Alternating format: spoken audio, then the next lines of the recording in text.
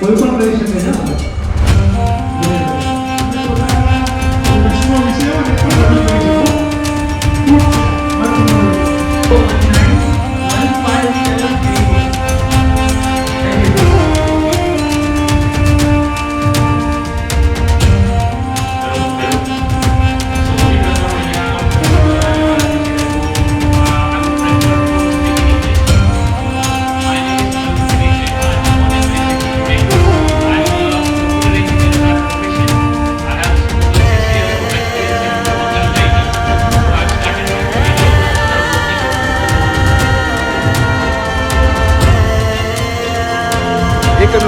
હું કરલો પછી વધારે કરજો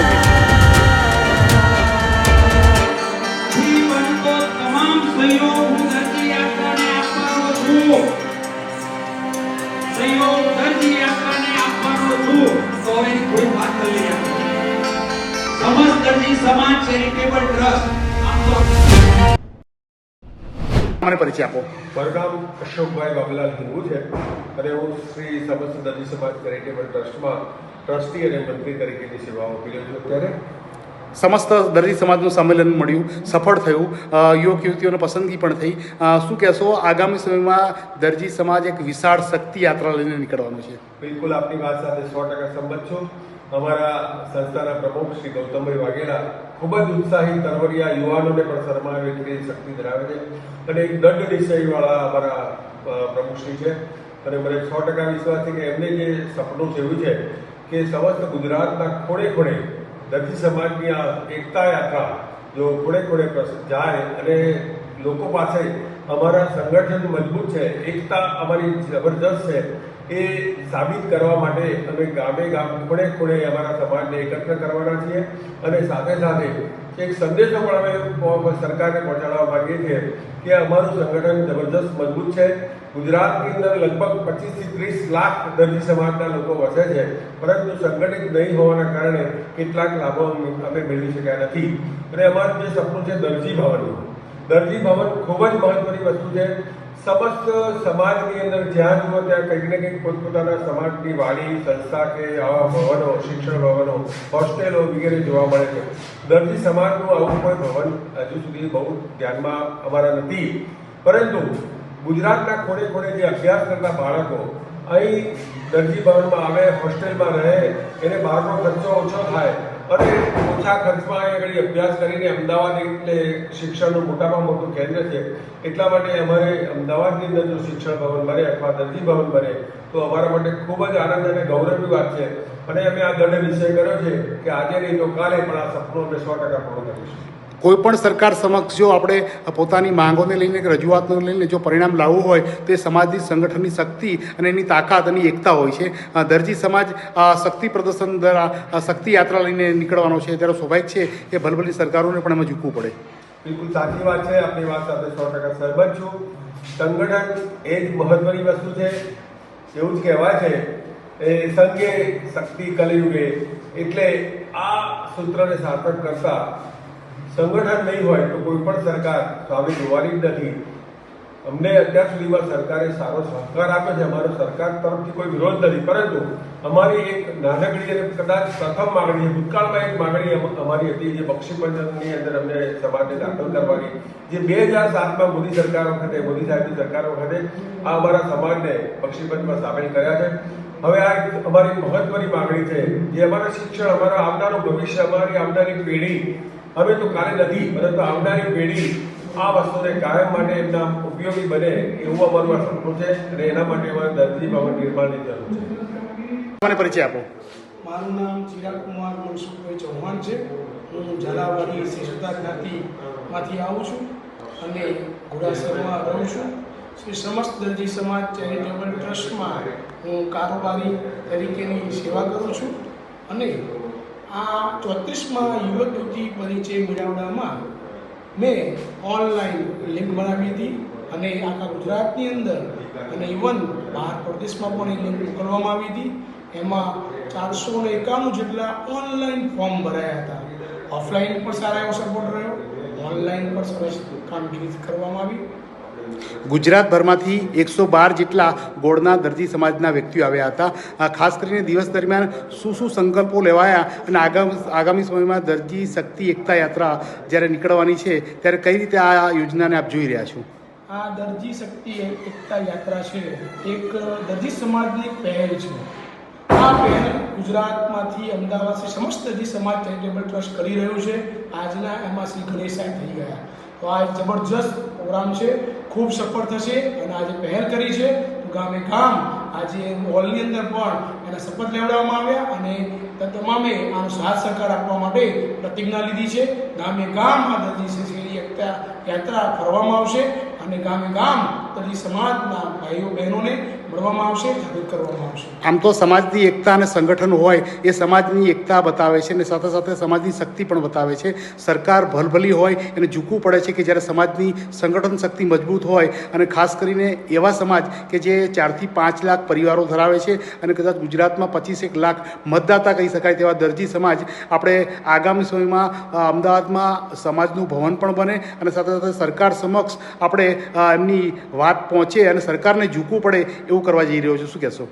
એ બાબતે એટલું જ કહીશ કે અમારો દરજી સમાજ ખૂબ એકતાવાળો સમાજ છે અને આ એક પહેલ કરી છે તો અમારી યુનિટી દેખાય અને સમાજને પણ સરકારને પણ નોંધ લેવી પડે કે આ દરજી સમાજ ખૂબ બહોળી સંખ્યામાં છે.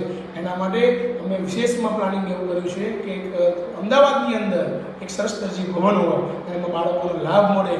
યુવક યુવતીઓ અથવા જીપીએસસીના જે ક્લાસ 1-2ની એક્ઝામો છે એના માટે આવે અને બેસીને એક્ઝામ આપે.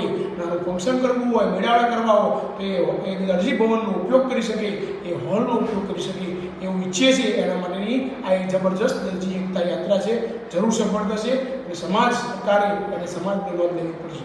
હાઈટેક ટેકનોલોજીના યુગમાં અત્યારે મોબાઈલ જે હાથ વગો છે, યુવક યુવતો સહિત તમામ લોકો બાલ અબાલ બધા જ આપણે મોબાઈલથી એનો સદુપયોગ કરતા હોય છે અને ક્યાંક દુરુપયોગ કરતા હોય છે. પરંતુ દરજી સમાજ શું કરશે જેથી કરીને સમાજને મોબાઈલ થકી, સોશિયલ મીડિયા થકી એક સૂત્રતા બાંધી અને સમાજનો એક મેસેજ હશે તો લાખો લોકો સુધી પહોંચી શકે એવી વ્યવસ્થા શું કરશે? અમે દરજી સમાજ વતી સમસ્ત દરજી સમાજ ચેરિટેબલ ટ્રસ્ટ વતી એવું વિચારી રહ્યા છે, એવું પ્લાનિંગ કરી રહ્યા છે, એવું ભાવિ પ્લાનિંગ પણ છે કે તમામ ગુજરાતના ખૂણે ખૂણે રહેનારો દરજી સમાજ, દરજી એ અમારા સાથે જોડાય. વોટ્સઅપના માધ્યમથી, ફેસબુકના માધ્યમથી, ટ્વિટરના માધ્યમથી, ઇન્સ્ટાગ્રામના માધ્યમથી આના માટે એક ઈમેલ આઈડી, જીમેલથી જે પણ અમારી લિંક છે એ બનાવીશું અને દરેક દરજી સમાજને મળે એવો પ્રયત્ન કરીશું. અને ગ્રુપ દ્વારા, વિવિધ વોટ્સઅપના ગ્રુપ દ્વારા પણ અમે એક યુવતી પરિચયથી માંડીને જોબ ઓનલાઈનથી માંડીને શૈક્ષણિક એજ્યુકેશન ગ્રુપ માંડીને એવા અલગ અલગ ગ્રુપ બનાવીને પણ અમારા તમામ છેવાડાનો દરજી જોડાય અને એનો લાભ મળે એવું અમે આયોજન કરી રહ્યા છીએ. મારું નામ ફોરમ જીતેન્દ્રભાઈ ફુમકિયા છે. હું દરજી સમાજમાંથી આવું છું. અત્યારે હાલ હું અમદાવાદ ગામમાં પાલડી સાઈડ ટાગોર હોલમાં જે કાર્યક્રમ થઈ રહેલો છે ઓલ દરજી સમાજ ટ્રસ્ટનો, જેમાં યુવક અને યુવતીનો પરિચય મેળો છે, એમાં હું ખૂબ આભારી છું વડીલોનું અને આ દરજી સમાજના જે પણ કાર્યકર્તાઓનું કે જેને આ એક કાર્યક્રમ રોજ્યો અમારા યુવક અને યુવતી માટે, કે એક પ્લેટફોર્મ આપ્યું અમને સ્ટેજ પર આવીને બોલવા માટેનું, કે અમે પોતાનો પરિચય આપી શકીએ અને એક સારા વ્યક્તિ તરીકે અમે લોકોની પસંદગી કરી શકીએ. એના માટે ખૂબ અભિનંદન. પ્રથમવાર દરજી સમાજ એક શક્તિ રથયાત્રાનું આયોજન કરવા જઈ રહ્યો છે. શું હેતુ છે અને આ યાત્રાનું આયોજન આપના સમાજના વડીલો અને સમાજના નાગરિકો વતી કેવી રીતે એને પાર પાડશો? અમે દરજી શક્તિ એકતા યાત્રા રથ કરવાનો આજે આ સંમેલનમાં એક નિર્ધાર કર્યો છે અને દરજી સમાજના લગભગ દરેક ગામમાં એ રથને અમારે પહોંચવું છે. દરજી સમાજની એકતા માટેનો રથ છે અને એ દ્વારા દરજી સમાજની રાજકીય, શૈક્ષણિક, સામાજિક ક્ષમતા શું છે એનો પણ દરેકને અમારે એને પરિચય પણ આપવો છે અને એની સાથે સાથે આ યાત્રા થકી જે પણ ડોનેશન ભેગું થાય એના દ્વારા અમદાવાદના આંગણે દરજી ભવન જે સૌનું સહિયારું હોય, જેમાં સૌ દરજી જ્ઞાતિના બંધુઓ એનો લાભ લઈ શકે, વિદ્યાર્થીઓ, મહેમાનો, એના દરેક કામ માટે, સારા સામાજિક કાર્યો માટે, અભ્યાસ માટે એ એનો મુખ્ય હેતુ છે. આમ તો સમાજની એકતા જ્યાં હશે અથવા સમાજ સંગઠિત હશે ત્યાં ભલભલી સરકારોને પણ ઝૂકવું પડે છે. આગામી સમયમાં દરજી સમાજ કઈ રીતે આપણે પોતાના આ સંગઠનને મજબૂત બનાવશે જેથી કરીને સમાજના વતી સરકારના પ્રતિનિધિઓ આપની આંગણે આવે અને આપની ક્ષમતાનો એમને પરિચય થાય. અમે દરજી સમાજ જે પણ પક્ષ સાથે જોડાઈએ છીએ એ દરેક પક્ષ જાણે છે કે દરજી સમાજ એમાં એમને ફૂલ વિશ્વાસથી સપોર્ટ કરતો હોય છે. છતાં પણ હું પ્રમુખ તરીકે આજ કહી શકું કે મારા દરજી સમાજમાંથી એક પણ વ્યક્તિને આજ દિન સુધી ધારાસભ્યની કોઈ ટિકિટ મળી હોય મને યાદ નથી. એટલે અમારો આ યાત્રા દ્વારા આ એક રાજકીય જે પક્ષો છે એને પણ એક અમારે મેસેજ પહોંચાડવો છે કે દરજી સમાજ પણ આપના પરિણામ ઉપર બહુ ગંભીર અસર પહોંચાડી શકે છે. દરજી સમાજને તમારે લક્ષ્યમાં લેવો પડશે, એનું ધ્યાન રાખવું પડશે. એ મેસેજ પણ અમારે રાજકીય પક્ષોને પહોંચાડવો છે. લગભગ ગુજરાતમાં 4 થી 5 લાખ દરજી પરિવારો છે અને સાથે સાથે 20 થી 25 લાખ કે જેની આપણે નાગરિક મતદાતા તરીકેની નોંધણી છે એવા દરજી સમાજ જો સંગઠિત થાય તો સ્વાભાવિક છે કે સમાજ વતી અને સમાજ માટે એવા કેટલાય કાર્યો થઈ શકે જે આ સરકાર સામે ચાલી નથી કરતી. એટલે જ અમારે આ રથ કાઢવાનો આ અમારો વિચાર છે, જેથી કરીને અમારી જે શક્તિ છે જે આજ દિન સુધી કોઈ રાજકીય પક્ષોને કે સરકારને નથી ખ્યાલ આવ્યો એ દેખાય આ રથયાત્રાના શક્તિ એકતાના નાતે, જેથી કરીને રાજકીય પક્ષોને સરકારશ્રીનું પણ ધ્યાન જાય કે દરજી સમાજની અવગણના કરવું હવે પોસાય એવું નથી. આ પણ અમારે મેસેજ આપવો છે. ખાસ કરીને આજે કેટલા યુવક યુવતીઓએ આ પસંદગી મેળામાં પોતાના જીવનસાથી પસંદ કરવા માટે ભાગ લીધો. આજે 822 યુવક યુવતીઓએ આ પરિચય મેળાવડામાં ભાગ લીધો અને અગાઉ પણ ઘણા બધા જ દર વર્ષે 800 થી 1000 યુવક યુવતીઓ ભાગ લઈ રહ્યા છે. ઘણા બધા જોડા આમાંથી ગોઠવાય છે. હું પણ 1990માં આ જ મંચ ઉપરથી જોડાયેલો છું અને આ જ સંસ્થાનો આજે પ્રમુખ છું. ઘણા બધા જોડા દર વર્ષે જોડાય છે. ખૂબ મોટી સંખ્યામાં યુવક યુવતીઓ ભાગ લે છે. આજના સંમેલનમાં દરજી સમાજે શું સંકલ્પો કર્યા અને એ સંકલ્પોને થકી આગામી સમયમાં દરજી સમાજ કેવું પ્રદર્શન કરશે. આજે અમે જે પરિસ્થિતિ જોઈ, દીકરીઓના ફોર્મ ઓછા છે, એટલે આજે સૌ દરજી ભાઈઓ અમે એવો સંકલ્પ લીધો કે આવતી વખતે આપણી યુવતીઓના ફોર્મ વધારેમાં વધારે ભરાય, આપણી યુવતીઓને આપણા સમાજમાં જ એને યોગ્ય પાત્ર મળી રહે એનું આપણે સૌએ ધ્યાન રાખવાનું છે. ત્યાર પછી દરજી રાજમાં આપણે સૌએ સાથે જોડાવાનું છે. દરજીને શૈક્ષણિક, આર્થિક, સામાજિક બધી જ રીતે મજબૂત કરવા માટે આપણે થાય એ બધું કરવાનું છે.